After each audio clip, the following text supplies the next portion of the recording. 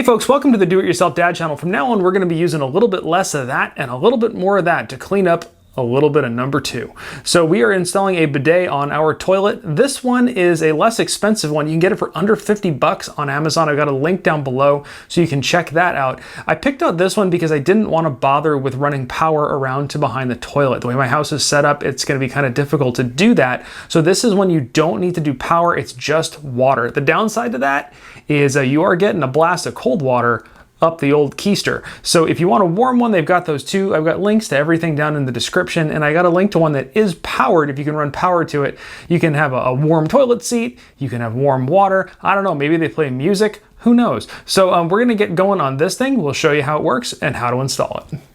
So we just popped open the box and here's what comes in there. It's got the actual bidet with the little squirt gun water fountain booty cleaner thing right there. You've got the adapters so you can adapt this to your toilet. This goes between the toilet and the toilet seat.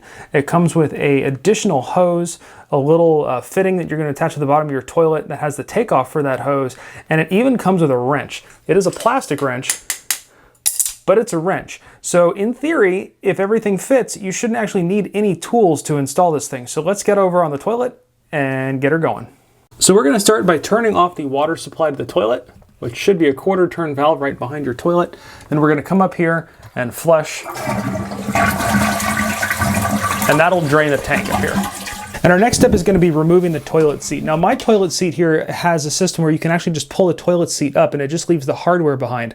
So we're going to remove the toilet seat and then the hardware comes out. Yours might be a little bit different. You might have to unscrew your hardware to get the seat off. Next, we're going to unscrew the supply line from underneath. It might be a good idea to have a container handy because you may have some residual water in there that'll drain out.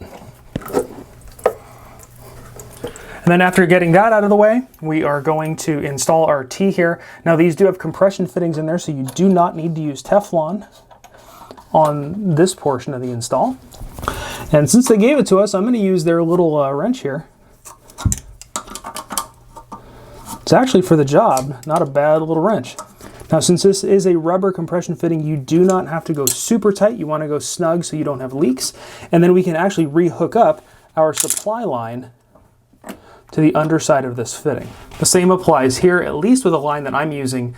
It does have a compression fitting inside it, so you don't have to use the Teflon tape, but you do want to check and see if you're going to need that or not. After getting that in place, we're going to hook up the supply line that's going to run up to the bidet. Now this one does not have a compression fitting on it, so we are going to go in here with the Teflon tape and put a little bit of Teflon tape around those threads, and that just helps seal everything off when everything gets tightened down. So we're going to put a little bit of Teflon tape around there.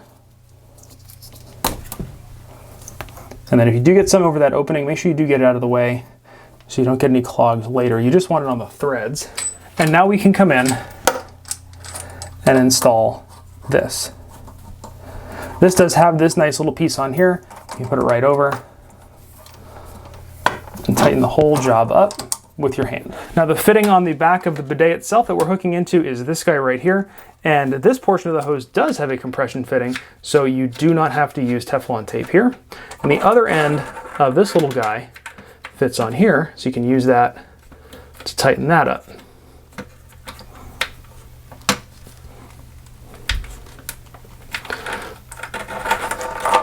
And there you go. Now your booty sprinkler is completely hooked up to your toilet. Now all we have to do is actually get it mounted. Now the reason for these little discs is that you can put them in there and rotate them so you can get everything to line up perfectly with the holes in your toilet. So we're going to install these, align them with the holes in the toilet. It comes with a little gasket, and then once that's in place, we can run our hardware through for our seat, and then after that we mount our seat up.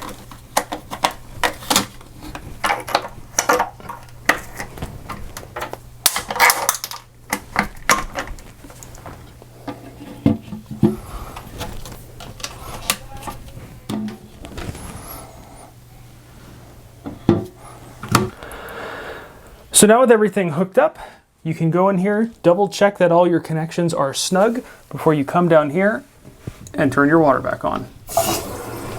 So now with everything hooked up, there's only one thing left to do, and that is test it out.